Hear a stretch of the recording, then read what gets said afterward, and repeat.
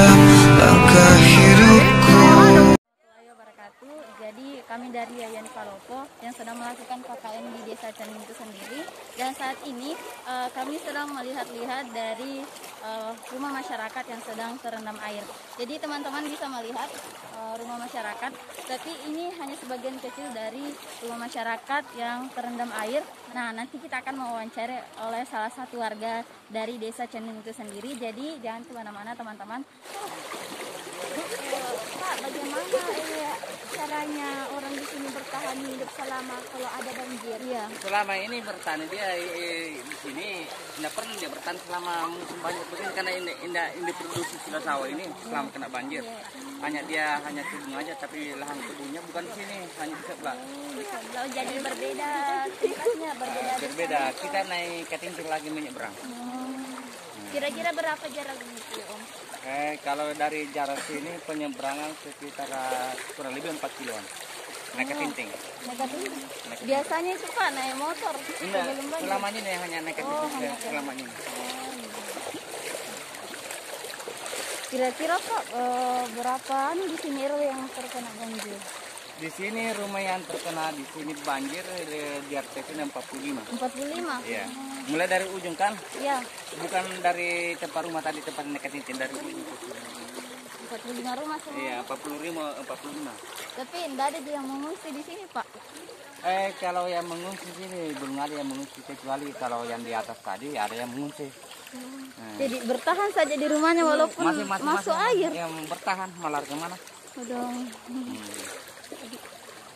Jadi bagaimana itu Pak yang kebutuhan sehari-harinya? Kebutuhan sehari-harinya ya seperti air bersih.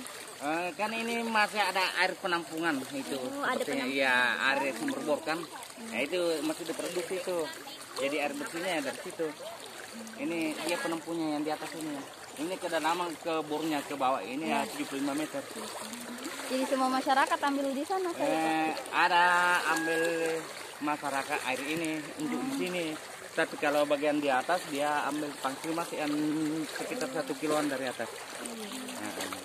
Kalau untuk seperti bahan pangan kayak seperti makanan, Pak, bagaimana itu? Kalau makanan ya dibeli aja kalau masalah beras. Dibeli aja. Tapi yang fasilitasnya sekarang pakai perahu itu Pak? Sekarang ini selama di atas kan di atas dia sudah aliran sungai sudah lari ke sini dia. Selama waktu banjir baru-baru yang di Masamba ini di Sabang dia tertutup hulu sungai di atas, akhirnya sungai ini menyerobot lari ke sini, akhirnya banjir begini. Jadi sudah berapa hari nih Pak yang banjir? Ini udah lama. Sudah lama? Iya, sudah berbulan-bulan banjir di sini, tapi barusan dia banjir besar di sini. Nah, kalau untuk tenggelam-tenggelam di pinggir jalan, sudah biasa macam itu. Persawahan sana mungkin sudah ada 3 bulan tidak pernah kekeringan. Ya, yang ini ada sarang burung sana. Karena memang dalam di sana. Untuk lihat saja dasarnya sana itu lantai 2-nya kan itu setengah sudah itu di sana. Jadi memang Pak sebelum kejadian di Masamba tidak pernah banjir di sini? Biasa tapi tidak seperti ini. Tidak separah ini. Kan selama banjir yang dari atas, dia kan banyak kayu-kayu sampah-sampah dulu hanyut. Setelah hanyut dia tutupi aliran besarnya dia. Akhirnya buntu, dia menyerobot jebol tanggul. Kayaknya lari ke sini. Lari ke sini semua aja. Jadi air dari Sabang itu tidak lari kemana-mana, lari ke sini. Dari Sabang. Karena air dari Sabang ini kalau air dari Masamba dia lari ke ini, ke Tolada. Tolada? Ya, lari ke Tolada. Kalau air di Rada itu lari ke Melangkes tua. Air dari Sabang ini lari ke Desa Kending dengan Desa Tuara itu, Desa Tuara. Desa Tuara jangan. Parah lagi sana. Ya, parah juga. Parah juga sana itu. Jadi memang pusatnya dari Sabang dia. Air dari Sabang sini. Asal hujan Sabang pasti. Ya kan terendah, datang terendah sekali. Datang terendah karena soalnya saluran air yang dari ke laut yang di atas itu tidak jalan sudah air, buntu sudah. Iya, karena itu kayu sampah-sampah di atas itu sekitar ada 2 kilo itu dia sumbat. kayu sampah itu. Itulah sekarang yang dianu sama pemerintah Bulu Utara kan. Ya itu yang dia ada sepakatan data tuh, tidak bisa diatasi.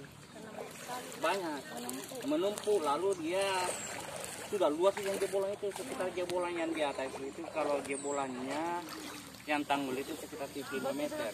Kemudian jalan raya itu yang jebol itu sekitar 120 meter. Oh, kalau untuk kamu ini mungkin setengah mati kalau mau. Ya, karena dikenal juga. Iya, karena kalau kita mau naik motor langsung mungkin sekitar 9 kilo. Ya, 9 kilo.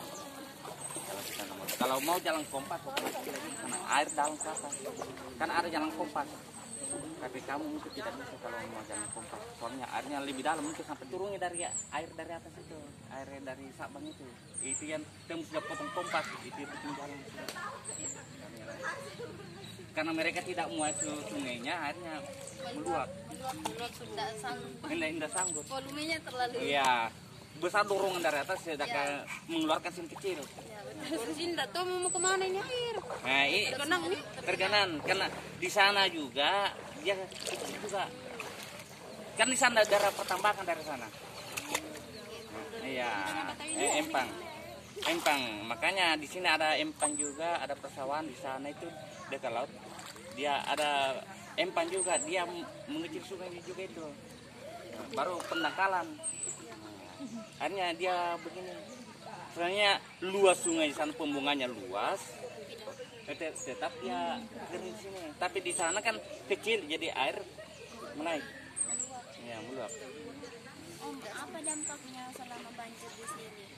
Hah? Apa dampaknya selama banjir di sini? Iya, inilah banyak saya selalu yang kena airnya kan airnya gatal-gatal ini. Oh, dampaknya gatal. Gatal. Ini semacam ini kan pengaruh ini kan gatal-gatal. Iya.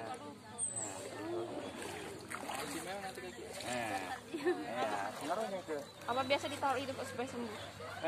Pernah dikasih obat, ada pernah dokter masuk sini, dokter gratis. Tapi kita tidak tahu nama obatnya, hanya dikasih saja. Dikasih saja obat. Hanya kita ya penyakit apa Pak? Kami ini menurut hanya penyakit gatal-gatal aja. Jadi memang itu gatal-gatal ya Pak? Gatal-gatal aja. Tapi sangat berpengaruh juga dengan pendapatan masyarakat. Wih, sangat berpengaruh. Ini terutama kasih ini binatang-binatang ternak ini kan, dia kan tidak ada tempat makanannya aja. Ya. Jadi akhirnya orang-orang itu kuliah sendiri tadi yang pakai perahu tadi itu bawa rumput. Orang ini semua ini hanya mencari rumput ternak. Empang kan? Apanya? Empang. Maksudnya? Bukan daerah Empang deh. Bukan daerah Empang. Daerah sana Pak di? Kalau daerah Empang mungkin dari sini sekitar ada 4 kilo. Banjir Pak juga di sana. Otomatis banjir, banyak Empang juga yang Jadi itu airnya. iya, banyak ya juga yang kerugiannya di sana. Ya, karena Empang kan. Dia dilewati air. Di atas air daripada tanggul kan. Kalau sini persawahan mungkin sekitar lebih 20 tahun sudah enggak pernah. Persoalannya dia tidak bisa cerita apa sebab terdapat banjir. Jadi sepertinya yang di atas di sini kereta api kan. Sekarang kan orang di atas habis dia mat doset. Ya sekarang dia tanam padi. Padinya ada yang tumbuh begini, ada sudah mau berbuah. Habis sudah. Sudah banyak sudah kerugian, sudah beli pupuk. Jadi pikir-pikir orang kalau mau tanam padi. Enggak bisa. Air kalau tempat rendah, jadi kalau hujan tergenang air. Iya. Enggak. Ini mana? Sekarang ini rendah, dulu tinggi sebelum datang air. Tinggi. Iya kan lebih air. Iya. Contohnya lah seperti Masamba kan. Dulu kan tinggi daratan Masamba. Kenapa setelah datang air naik pasir begini juga modelnya? Iya. Nah, akhirnya rendah sudah daratan kampung. Iya, karena mengendap nih. Iya kan ini kan sungai pendangkalan sudah. Iya. Dulu kan sungai sini juga dalam. Dalamnya sungai di sini dulu bisa masuk kapal. Dulunya. Iya. Ya, bisa masuk kapal dulunya. Nah, setelah sekarang ini sudah ada 20 tahun yang lalu lewatnya. Sekarang ini sungai ini mungkin kalau kecil air mungkin sampai di dada aja. Waduh. Dulunya ada sekitar di 4 meter, 5 meter sampai 6 meter. Dalam di. Ya, sekarang ini kalau musim dangkal mungkin sekitar 1 meteran. 1 meter. Jadi bagaimana tanah itu naiknya kan? Iya, Mungkin naiknya tanah ada 4 meter, ada 5 meter. Jadi lebih cepat meluap itu air, Pak. Makanya kalau datang air di sana ya, ya lebih baik daripada mau turun kan? Iya. Meluap. Kan enggak bisa turun. Enggak bisa turun. Karena rendah memang Ya, dari contohnya lah yang bawah. di Masamba sekarang di Radda kan, Iya, datang pasir, Iya. datang banjir otomatis kan ditenggelamkan hanya kota. Iya. Begini modelnya ditenggelamkan hanya anak desa. Begini modelnya. Jadi cukup luas memang daerah sini Pak yang kena banjir. Apa namanya? Kalau luasnya ini dikena banjir ini, Maksudnya dusun. ya, perkirakan yang dikena banjir ada 7 kilo ke atas, dan lalu yang ke sana sekitar 4 kilo. Jadi kita pikir 7.000 kali 4.000. 280. Nah, itulah. Lumayan Kan luas. enak aja kan dikali. Iya. Ya, kita kan lihat jauhnya ke atas. Kita lihat jauhnya baru ke kali persegi kan. Iya. Karena memang luas yang paling luas di sini Desa Cening Pak. Yang paling luas di sini Desa Cening. Desa Cening. Sebenarnya ini Desa Cening hanya mekar. Iya. Oh. Dia Desa Cening terbagi ada 3 dulu, terbagi 4. Dulu asalnya hanya Desa Cening semua, tapi setelah mekar ada Desa Malangkes 1, nah, ada Desa Tuara, ada Desa Pumbaka. Nah, desa ini kan Pumbaka itu termasuk Desa Cening juga dulunya. Jadi, tapi dimekarkan sekarang. Dimekarkan sekarang. Nah, tapi masih luas Desa Cening ini, yang paling luas Desa Cening. Perbatasan dulu perbatasan Desa Pembunian, Desa Pengkajuan. Nah, setelah mekar di bawah, dia Desa Pembunian perbatasan. Yang tikungan di bawah itu. Iya. Nah, Desa Pembunian dengan Cening kan itu perbatasan. Iya. Nah, kalau di sini sampai dulunya ke atas perbatasan Holendrang. Lamasi. Mas. Iya, dulunya. Dulu. Iya. Lalu perbatasan Daibunta. Iya. Ya, dulunya. Sekarang itu. Dulunya. Iya. Nah, setelah mekar Daibunta perbatasan dengan Malangkes 1. Wara perbatasan dengan Lamasi. Iya. Sama dengan Pumbaka perbatasan dengan Lamasi juga. Lamasi pantai. Satu Lamasi jauh, satu Lamasi pantai. Masih pantai. Ya. Nah, memang luas ini. Desa yang terluas dulunya ini desa sini. Dulunya. Iya. Nah, makanya di sekarang kan dibagi 4 sekarang. Iya, dimekarkan. Dimekarkan dia. Jadi Pak, semenjak banjir ini sudah banyak kira-kira bantuan yang masuk dari pemerintah. Selama banjir yang sekarang ini kan Iya. belum pernah. Belum pernah. Baik dari segi obat-obatan enggak pernah. 1 kali obat-obatan. Yang inilah yang aku bilang obat gratis, tapi belum besar sebegini banjir. Tapi yang dulunya banjir selalu banyak bantuan dari mahasiswa juga biasanya. Iya, mahasiswa. Ya, biasa. Dari organisasi-organisasi. Ya. Apa harapannya itu Pak? Iya, apa harapan Pak? Hah? Apa harapan Kak ini Pak? Kalau kami misalnya bantuan tahu sekali sama bantuan pakaian cukup untuk sembako kan. Iya. Sama dari kesehatan nih Pak yang kayak pengobatan Iya, gitu. pengobatan. Karena kan masyarakat bilang katanya gatal sekali kalau Semuanya masyarakat sih hanya keluarnya, makanya ini bapak-bapak semua pasti gatal kayak dia kok teman-teman sudah gargar semua. apalagi dia hari di Pak pergi cari rumput harus pakai perahu. Ya, inilah yang sarkas yang ini pencariannya orang sini hanya itu sudah tidak ada sudah. Dulu kan biasa juga orang pergi memukat, memancing. Sekarang selama ini air keruh begini tidak bisa midi Pak. Iya, tidak ada. Semata-mata orang sini ambil rumput juga, bukan juga dekat-dekat ini, sampai di pinggir laut. Dia bisa mencapai 5 liter bensin dia pengeluarannya dalam 1 hari. Baru pemasukan ke tidak ada karena pendapatannya mata pencariannya dari situ. Tidak ada. Kita ini mau cari-cari ikannya juga susah. Iya, karena keruh air Pak. Keruh air baru meluas. Jadi ikannya sudah sedikit, banyak tempatnya. Bagaimana kita? Kita pasang buka 10 dapat 1 ekor kan tidak imbang. Iya, betul sekali. Luas. Karena sudah luas. Iya, meluas. Nah, ikannya sedikit. Iya. Yang ikan yang naik begini paling kan ikan dari sungai. Ya. Tapi kalau luas tempatnya, bagaimana cara kita mau tangkap? Jadi teman-teman, tadi sudah kita dengarkan penjelasan dari salah satu warga di Desa Cening itu sendiri.